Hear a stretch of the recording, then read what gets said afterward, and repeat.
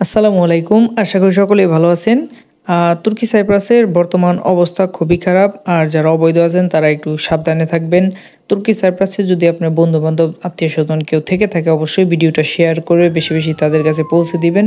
কারণ তুর্কি সাইপ্রাসের ল্যাপকুশা শহরে গির্না কাফিতে আপাতত অবস্থা পুরোপুরি খারাপ।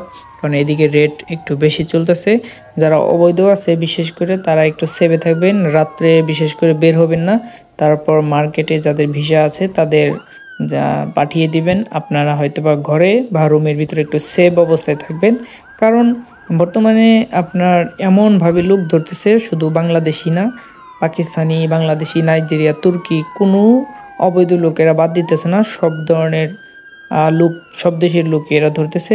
আর গির্নাকাবিতে বিশেষ করে যারা আছেন তারা একটু সেফ থাকবেন। কারণ এদিকে আপনার অলিগলিতে সব জায়গাতে পুলিশ ঘোরাঘুরি করতেছে। আর এমনও হইতে পারে যে রুমে গিয়ে তারপর রেড চলতেছে, যৌথ বাহিনী সবাই একসাথে মিলে এখন রেড দিতেছে। এজন্য সবাই একটু সাবধানে থাকবেন। আর অবৈধ যারা আছেন বিশেষ করে তারা একটু চোখ কান খোলা রাখবেন। কারণ এমন হইতে পারে আপনার ১০টা-১১টার দিকে হয়তোবা রুমে এসে নক করতে পারে বা রেড দিতে পারে। একটু সেভে থাকার চেষ্টা করবেন। সপ্তাহে ২টা দিন, শনিবার রাত্রে আর রবিবার দিন, এই ২টা দিন একটু বেশি রেট পড়ে। এজন্য আপনারা আজকের দিনটা এবং কালকের দিনটা বাহির হবেন না। বিশেষ করে রবিবার যে সাপ্তাহিক বাজারটা আছে ওইখানে না যাওয়াটাই বেটার। অনেক সময় গাড়িতেও চেক করে।